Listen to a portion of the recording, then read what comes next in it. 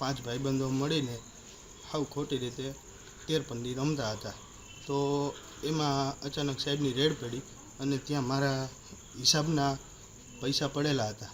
તે રેડની અંદર હતા કનુભાઈ, અભયરાજજી, જયવંતજી અને એક બીજા ભાઈનું મને નામ નથી આવડતું, અને 5 લોકો હતા એ ટોટલ.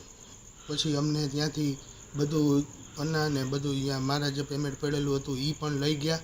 મારું ટ્રેડિંગનું હતું. કેટલું હતું? 1,40,000 રૂપિયા. એ લઈને બધું અમને પોલીસ સ્ટેશને લઈ ગયા.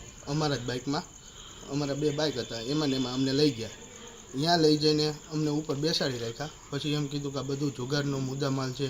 અમે ઘણી રિક્વેસ્ટ કરી કે આ જુગાર અમે નથી રમતા, તમે સાહેબ ખોટી રીતે ઓલું કરો છો ને આમને તે. છતાંય અમારી પાસે ઈવડાઈ પૈસા અમારા લઈ લીધા અને પછી કનુભાઈ અમને 50,000 રૂપિયા પાછા આપી ગયા. અને પછી અમને એમ કીધું કે તમારે મોબાઈલ ને એ બધું જમા રાખી લીધું છે અને અમારી સાઇન કરીને અમને જવા દીધા.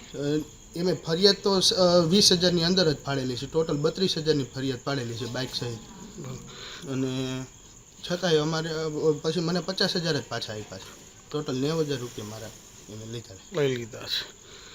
સાહેબ હતા? પીઆઈ સાહેબ? પીઆઈ સાહેબ હતા, નીચે ગાડીમાં બેઠા હતા.